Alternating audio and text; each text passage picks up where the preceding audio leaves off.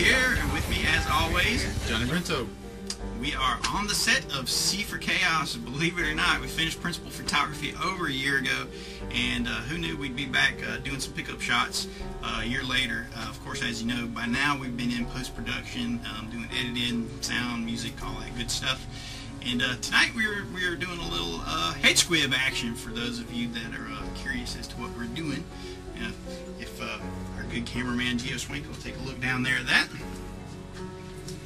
What you see there, it looks bougie as hell at the moment, but what we've got is a setup to shoot a close-up where we did a squib on the back of our numbers killer. Of course, we've got them covered up because that's part of the mystery of the film is revealing what it all looks like and how it all fits together and whatnot. So you see we've got our colored lights all around, and the angle was in nice and tight, and you can see our resident effects expert back there, Dr. Savini, cleaning up his big old spooge of chocolate blood as our little homage to Alfred Hitchcock and Psycho.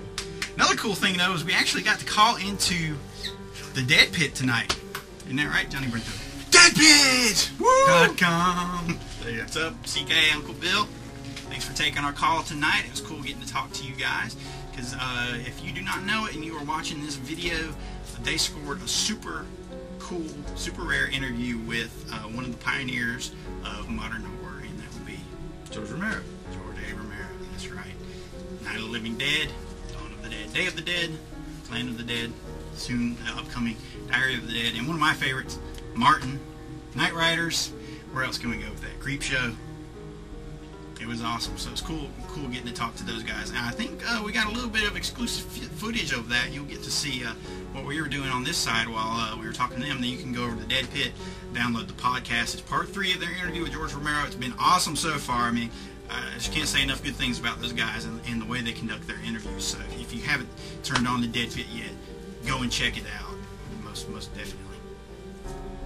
Definitely check it out. It's a little weak. I'm a little tired. It's, it's a little surreal actually being back here a year after ending principal photography and not actually freezing our balls off. Yeah, it's bizarre. I don't quite know how to act if it's not like, being 30 warm degrees, in October is very strange. We're used to freezing. Because it was cold as a mofo last year. We was outside trying to wrap up the last few shots of the film. Apparently, a few things left over. So. You always have pickup shots. We knew this was one we were going to have to pick up, so we're out doing it. We'll do some more. So we got a lot of great Halloween activities. We're going to go check out Friday the 13th, Part 3 in 3D tomorrow night in Boone.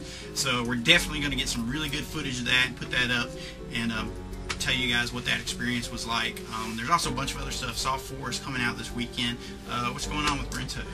Well, I would just say to everyone, if you haven't seen 30 Days of Night, what the hell are you doing watching YouTube? Get your ass to the theater and see that. Awesome movie with a great decaf in one sequence that that was pretty brutal. And hey, not much CGI, practical effects, which we love, of course. Love it.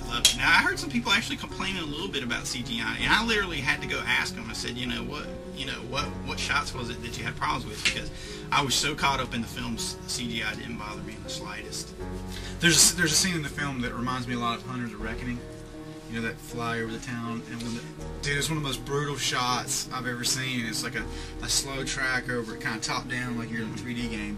Overhead angle, also known as bird's eye view. Running amok and just effing some people up, ripping them to pieces. But the scale of that shot, I mean, it was incredible. Just you can imagine the choreography that took. Yeah, it's unreal. It's pretty. I'm getting hit with a squib in the back of my head. It must be Dr. Savini. He wants to say something there. Blew your hair back. I'm ready for another take. He wants to do another take of the squib effect here. So, well, if he's gonna pack it up, I guess we'll shoot this MFer. But anyway, so check out Dead Pit. Come back to Mutantville here on YouTube and check out our reviews. We'll keep putting them up for you. And whenever we get behind the scenes footage like this, we'll put it up for you to enjoy too. Mutantville.com. In association with DeadPit.com. Actually, they didn't endorse that, so they might comment on this and say F those guys. But whether or not, we dig them. Creamy Kentucky and Uncle Bill. Thanks for taking our call tonight, and we'll see you next time. Peace. Have a good Halloween.